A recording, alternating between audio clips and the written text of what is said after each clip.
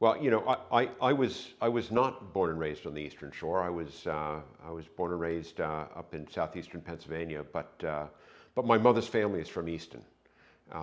In fact, my my grandfather was born in Easton. He retired to Easton, and I would come down and spend summers with him as a teenager, and look for a fun summer job on the waterfront, and that got me hooked.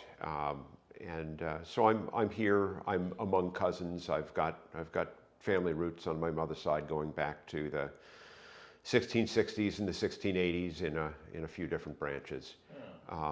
And actually, I now live on one parcel in the south of Easton that was subdivided from my great grandfather's farm in 1907 when he went bankrupt. Well, from the time I was in college, yeah, I had my heart was certainly in this place, and literally the week I got out of grad school, I came down here for another summer, and that summer morphed into full-time living. So I've been here full-time since 1991. I've done this by baby steps. I served on the St. Michael's Historic District Commission, so appointed, volunteer service. I did the same for a few years for the Easton Historic District Commission, and I had one of my colleagues on the commission say, you ought to run for town council, and I did that in 2009. Served 2 full terms and part of a 3rd term on the council before I ran for the county council. And again, it was a friend who kind of tugged on my sleeve. I was really perfectly happy serving the town. Would have loved to continue doing that. I loved the folks that I was serving with. I felt that we were accomplishing good things. But I sort of got called on by friends and neighbors to take a shot at the county, and so I've done that now for 1 term. I mean, there's certainly some similarities between town and county councils. There are remarkable differences too.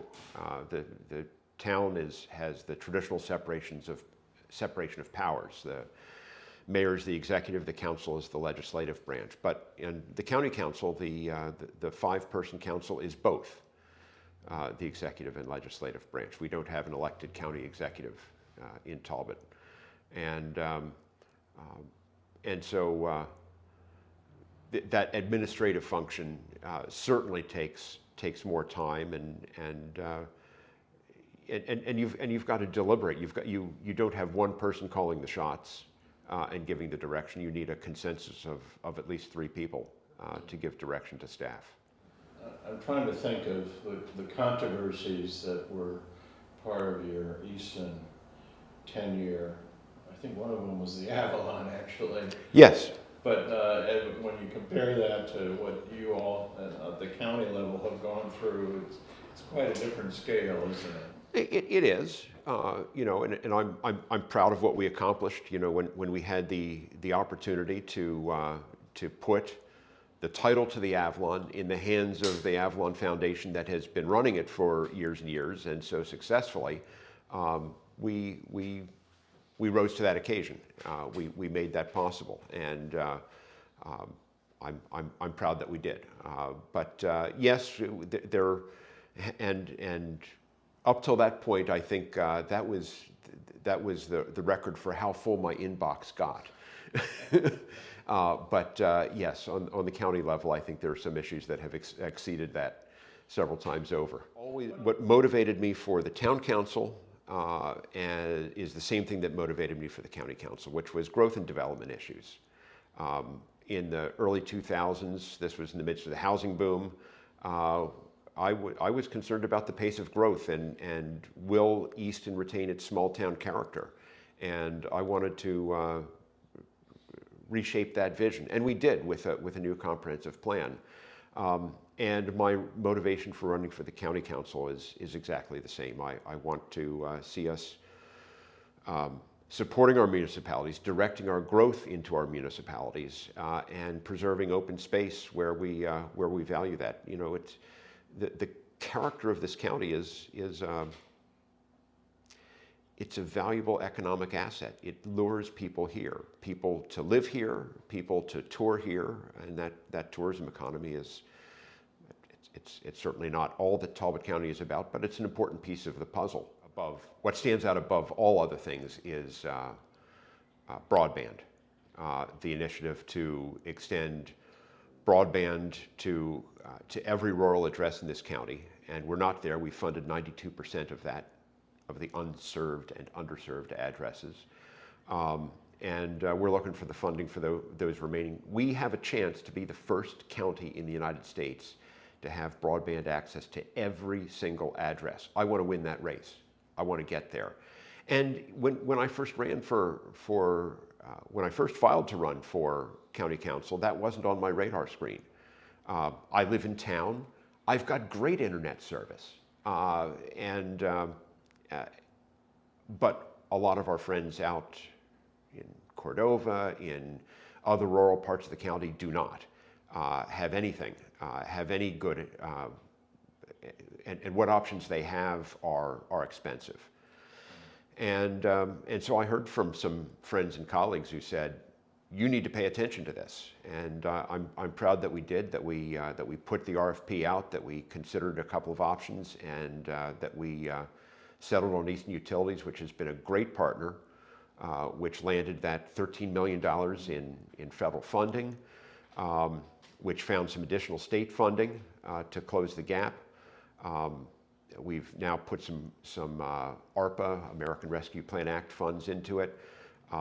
And we've had consensus around the table to do this. But this became a priority of mine, and I think it is this council's proudest achievement. It's transformational in the way that the rural electrification was back in the 1930s. I mean, there still is more federal funding out there.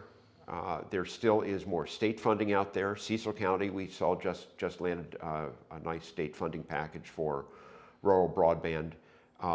And if you look at the map of the Talbot Connect project at what is already covered, what is already served, what is under construction now, and there are a few white areas, and none of them are large. They're scattered around. They're mostly, frankly, in the St. Michael's and Bay 100 district. And it's a matter of closing those additional. And the problem is, of course, if it made business sense for an internet service provider to take it that last mile, to take it up to the driveway of each of these addresses, it would already be done. But it doesn't make economic sense. You'd have to charge too much to those residents to make it affordable. And so what we have to do is find something to fill that delta, something to fill that gap. And it's been this state funding, it's been federal funding, the county's put in some money, the internet service provider, Eastern Utilities, put in some money. And with all these pieces, we've been able to fill that gap. We've done that now for 92% of those rural addresses where it didn't make business sense. And those are under construction now.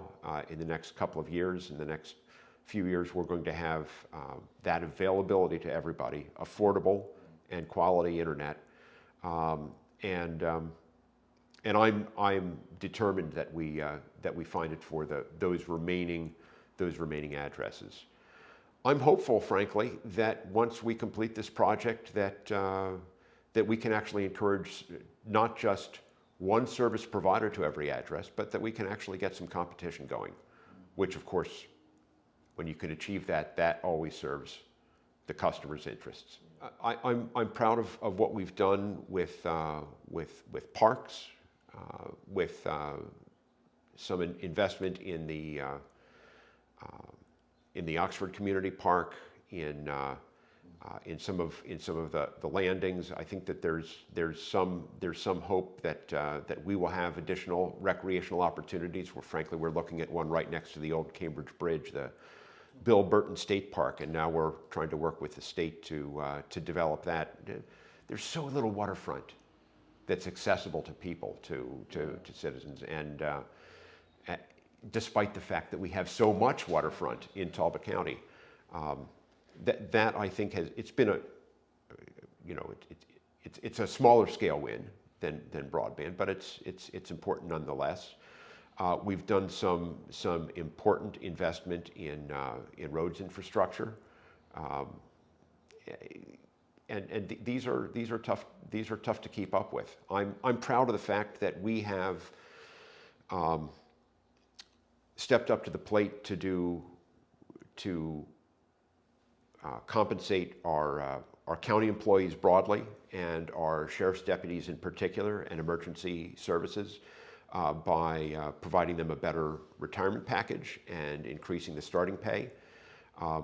We have the only sheriff's department in the area that is fully staffed. Where every police department is having problems recruiting, and most of them are having problems retaining their officers. We need to provide those resources, and particularly in this inflationary environment, it's tough. It's tough to keep up, but we've done that. We are doing that. We are stepping up to the plate and finding a way, even in an environment where we're working under a tax cap. We remain the county with the lowest income tax, the second lowest, the lowest property tax, the second lowest piggyback income tax. This is a privileged place, and yet we've been able to, well, a budget is always a statement about priorities, and we've said that these are things that are important and that we need to invest in. Yeah.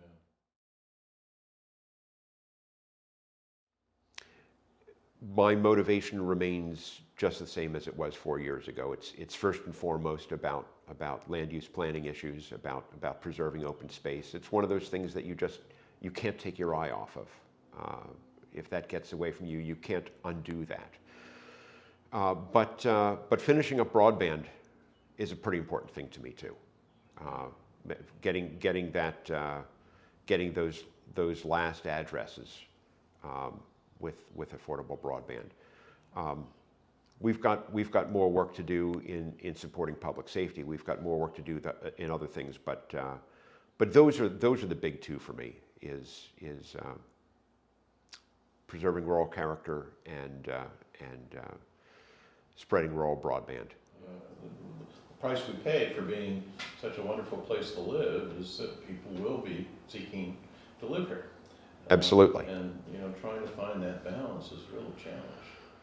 It is, but the principle, and we shouldn't try to keep people out. We should help people to love this place and embrace this place. We just we need to encourage them to settle in places where we have the infrastructure to support them, largely in our municipalities and in our villages, and keep those open spaces more open.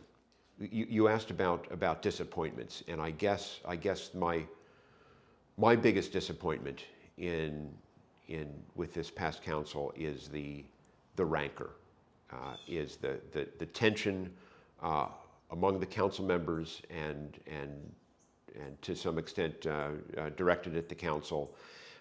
We've fallen victim to the tenor of the political discourse that you see at the state and the federal level to some extent, and that really, it doesn't have to be that way on the local level. I don't think it has to be that way on the state or federal level, but it really, we can do better, and I'm determined to do better, and I'm determined to, first and foremost, we treat people with respect. People reciprocate when you do that, and I think that's the way you go. We have to remember not to take the bait when somebody amps up the rhetoric, when somebody raises the tension. We can't respond in kind. We have to do our part to ensure that we're all talking communicating in a respectful manner. Yeah, thank you so much.